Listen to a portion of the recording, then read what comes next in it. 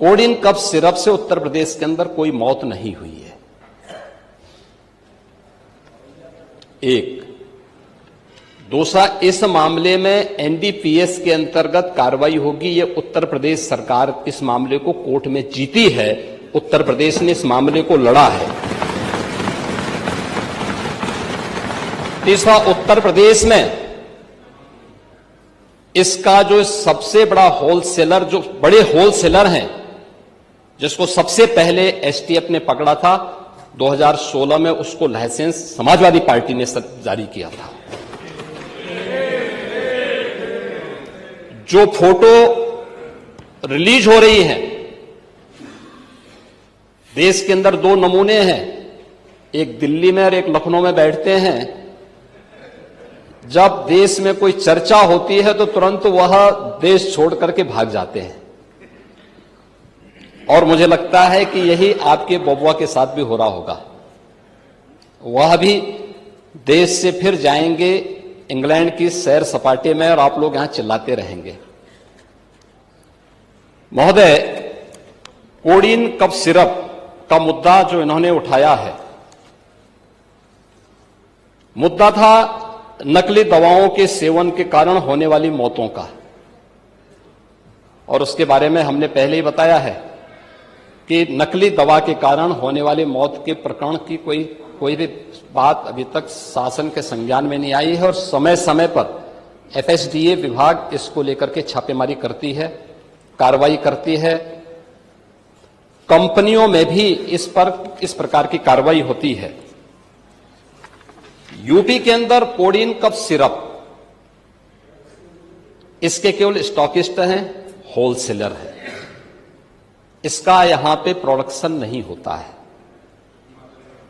ये मध्य प्रदेश में, हिमाचल में और अन्य राज्यों में होता है, और जो मौत के प्रकरण सामने आए हैं, वे मौत के प्रकरण अन्य राज्यों में आए हैं। जिन राज्यों में आए हैं, वह जो भी प्रकरण सामने आए हैं, यह तमिलनाडु में बने हुए एक सिरप के कारण सामने आई है।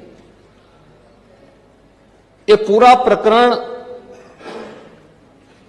इलीगल, यानी इसमें एडिटेशन का भी नहीं है, यह इलीगल डाइवर्जन का है।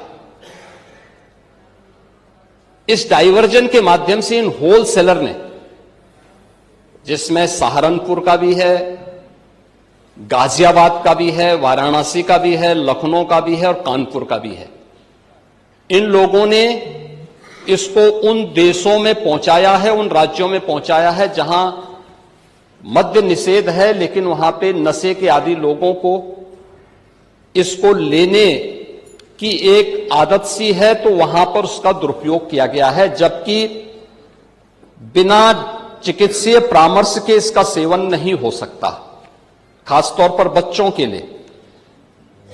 एडल्ट भी चिकित्सीय परामर्श से इसका सेवन करता है। कौन ऐसा व्यक्ति है जिसने कफ सिरप नहीं लिया? खांसी होती है, हर व्यक्ति लेता है, लेकिन चिकित्सीय परामर्श से उसमें लिखा जाता है।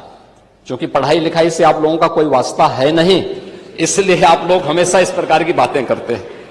ये कार्रवाई सरकार ने की है, और सरकार ने इसके लिए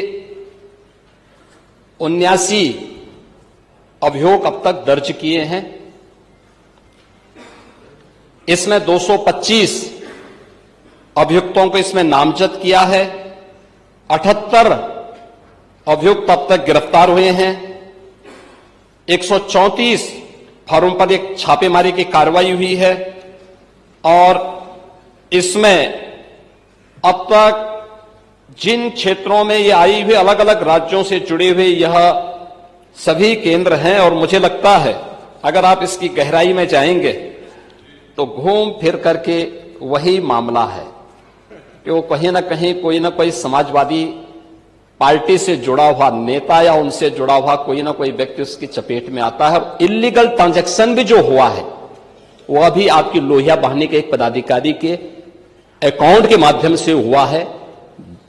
एसटीएफ इसकी जांच कर रही है। इस पूरे मामले में हाईकोर्ट से उस पूरे मामले को एनडीपीएस के अंतर्गत इस मामले में मुकदमा चलना चाहिए, ये उत्तर प्रदेश सरकार ने इस लड़ाई को लड़ा है और उसको जीता है, और इस मामले में कोई भी अपराधी छूटने नहीं पाएगा। और चिंता मत करिए, समय आने पर बुलडोजर एक्शन भी, उसकी तैयारी भी रहेगी। उस समय चिल्लाना मत करें।